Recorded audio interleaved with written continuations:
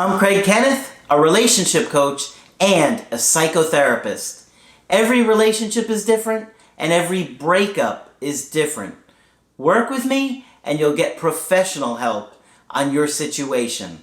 And if you're in no contact, focused on personal growth, my workbook series, The Knowledge, will help you make changes like you've never made before. Available now at AskCraig.net.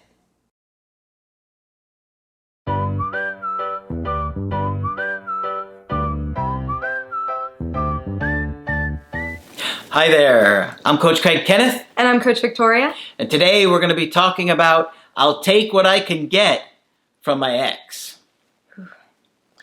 You know, I have seen so many people in such a bad place after a breakup that they will just tolerate whatever they can get from their ex. Exactly. And that's not coming from a good place. You know, sometimes you'll hear Margaret talk about, people will ask her, well, how can I manipulate so-and-so? And she says, that's not what you want. And they'll say, yes, it is. It is what I want. Yeah. I want them back. But it's really not. I mean, think about it. Do you really want to only be with somebody because you were able to trick them somehow? I mean, that's not even how people work, really. Like, you're not going to be able to trick them back unless you're like, I won $50 million in the lottery. Right. And I understand that losing somebody that you care so much about and that you had such a deep connection with is really difficult. It is. But you also have to have some of your own self-worth and your own self-value to see, okay, this person is not my entire world, they're not my entire life, and I'm going to be okay regardless of what happens. Yeah, you have to love and respect yourself and not tolerate just getting whatever breadcrumbs your ex gives you. You won't be happy. You won't be happy in the long run anyway, even if you do. So we're going to talk about this today because there are a lot of different ways I think people will just take what they can get from their ex, and you should think about what we're talking about here and see if maybe you're doing some of these things. Exactly. So what we do see a lot is that people settle for friendship. And we talk about friendship quite a bit on our channel and how you should handle that with an ex. It is a personal decision if you do want to continue being friends, but what we see happen a lot is that an ex suggests this in order to keep you in their life and to write the terms of the relationship themselves without really considering your feelings.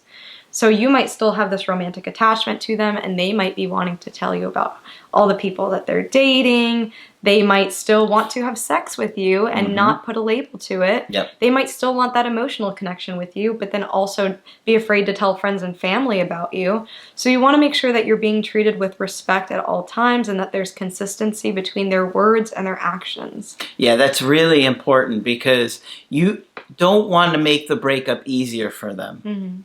And if you're just settling for friendship and they can keep you as a backup while they're essentially looking for better options, not that they are better than you, but you know what I mean, that in their mind they're like, I'm looking for other people that I'm more attracted to or whatever, you know, they're not going to really respect you or value you. And some coaches will tell you to be friends with an ex.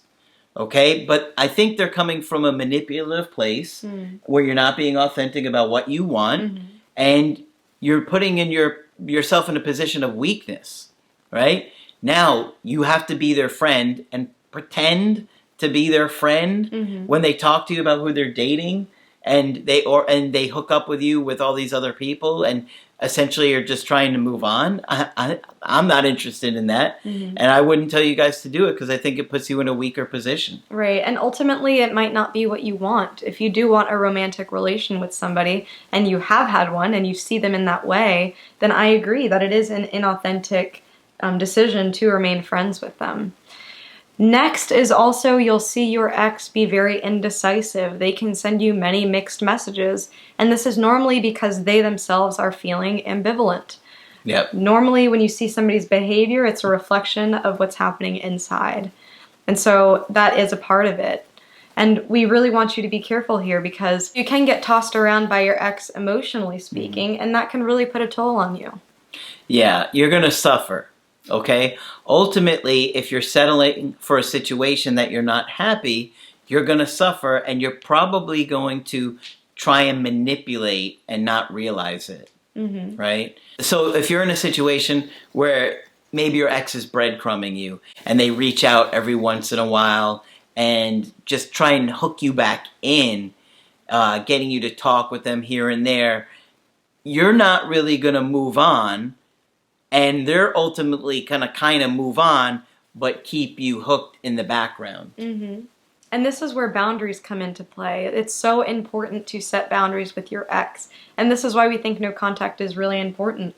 Because what can happen is an ex does send little messages here and there. They don't really want to talk. They're not really being responsive. They don't really want to meet up and have a conversation with you. Yeah. They just want to continue gaining your attention.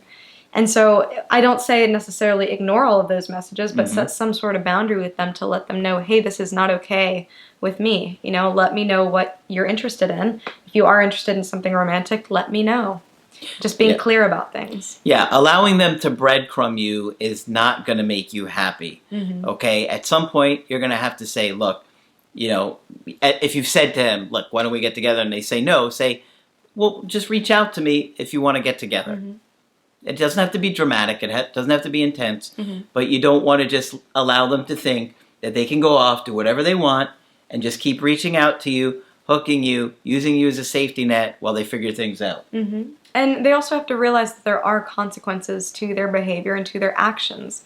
That when you do give somebody a little bit of attention, when you aren't treating somebody well, when you aren't consistent with your words and actions, that something happens, that people respond to that, and people don't respond well to that. Now, we know this gets really confusing, okay? Because some of you will hear from your ex on a consistent basis. Some of you will not hear from them for many months, and they'll do the indirect, direct approach, and it can get really confusing there. And of course, that's why we do coaching, to help you guys sort these things out, because we do this every day, and we talk about these things and have for years. So we're going to help you try and sort out what their agenda is, because when you're going through it, you're not going to know up from down, left from right. It just feels like you're being thrown around in a cement mixer where you don't know what the heck is going on. It's true. And you might also be operating from this scarcity mindset when you're thinking, I will take whatever I can get. In your head, you might be thinking, well, a little bit is better than nothing, right? A little bit of connection with this person that I care so much about is better than losing them forever. And this is the idea that there's a finite amount of love out there. Yeah. There's a finite amount of this connected experience that you can have with somebody else. Yeah. And so that can really cause you to elevate your anxiety and to settle for things that don't really serve you or that you don't really want. Yeah, and ultimately that's probably from a deep core wound in your childhood where you weren't getting your needs met, and now you feel like that's all you deserve. The more you become confident within yourself and your self-esteem improves, the less likely you're going to be to tolerate settling for less, because you know that you can handle life with or without that particular person. Exactly. So I think a big part of that comes from not feeling like you can handle things and being afraid to be alone. Yeah, confidence definitely is key. And confidence also tells other people how you want to be treated. If you are able to treat yourself with respect, if you're able to outline what it is that you want for your life and chase after that, go after that, and really follow your true intentions, then other people are going to sense that and notice that too. So that's what we hope for you. Absolutely. And also on that last note of, I'd rather have something than nothing at all, would you really? Would you really want to have a half-hearted commitment, half-hearted affection, half-hearted love, rather than what else is possible out there for you?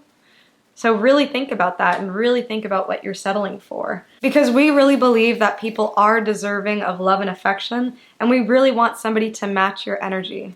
Yeah. And it's difficult. It's difficult to sometimes let somebody go that isn't lining up with what you need. But everybody's different, and everybody's needs are different, and you have to determine what is going to make you happy or not going to make you happy. Nobody can make that decision for you. You know what your partners bring into your life and what your ex brought into your life, and if it was enough to make you happy, and if where things are at, is that enough to make you happy? Only you can assess that and thoroughly think about that for yourself. Nobody can tell you what will make you happy in your own life. So You just have to think about what will make you happy and getting it a reasonable amount of time, because nobody you date is going to be perfect. Right. And you're always going to have a partner that maybe disappoints you in certain areas. Yeah. And that's just part of being a human being, with each partner having different needs. Mm-hmm. But ultimately, you've got to get confident within yourself to know what will make you happy versus taking with what you can just get just to keep them in your life. Exactly. And also remember that you have a lot to offer as well. And one last thing I want to say. Your ex knows you. If you guys were in any extended relationship, they kind of know who you are and what you need. And they're going to know if you're just settling for breadcrumbs. And they're taking advantage of you. Mm-hmm. And if they can sense that they're taking advantage of you, they're probably not going to respect you. Right. And if they don't respect you, they're not really going to truly love you. Mm-hmm. So that's another thing to consider. Right. And boundaries are very attractive. When you do say, hey, make a decision here, I need things to be clear among us for this to continue, then that's telling them that you are confident in yourself, that you do know what you want, and what your intentions are. That can be very attractive. When somebody is ambivalent and lacking that structure, oftentimes they search for it outside. And so showing that you have that structure can be reassuring to them on some level. It can give them some sort of a limitation as to how far they can take this insecurity. Yeah, and they'll respect you more, I think, if you set that boundary. I agree. But I would say, I don't want people to get a little bit mixed up here. When you're going to have to deal with some ambivalence at first. They're not going to be able to clearly say, this is what I want right away. So don't put a lot of pressure on them right away. Right. Okay? Because I know some people will hear that and think, oh, I have to be clear up front. No. There's going to be ambivalence at first. But just take it slow and make sure you're not being manipulated or being lied to or just breadcrumbed. You want to make sure that there's some authenticity there, that they're being sincere about things. Exactly. And ultimately, you know how much you can tolerate, and you know how long you want to wait around for your ex. It's a completely personal decision. That's right. Sometimes our anxiety can cause us to feel more fed up and frustrated than we truly are. So we do encourage you to work through that anxiety and to really distinguish for yourself, am I reaching my limit or am I just frustrated? That's right. You got to process things. You have to process things. And you'll see comments from people that say, I haven't heard from my ex in 4 years. They haven't processed the breakup. They haven't. I'm sorry. I know breakups are hard and painful. Believe me, I do. But if you're still acting 4 years later like the breakup happened 4 weeks ago, you're not in a good place and you haven't really done the work. Exactly. Do the workbooks 30 minutes a day, or the creative healing course 30 minutes a day. It will pay off. Okay? Get into therapy. Educate yourself. Work through your own attachment issues, and that way, regardless of what happens with your ex, you'll be in a great place for whoever you date. Exactly. We really think that your perspective will change the more work you do on yourself, the more you learn things about yourself. All right, so hopefully this has been helpful to you. If you want to get our help personally, you can do it on my website, askcraig.net. I do email coaching and I do Skype. Victoria is available for Skype coaching. Yes, and I'm excited to talk with you. Just click on her name on the top of the website to talk with her. But that's it for this video. I'm Coach Craig Kenneth. And I'm Coach Victoria. And we will talk with you soon.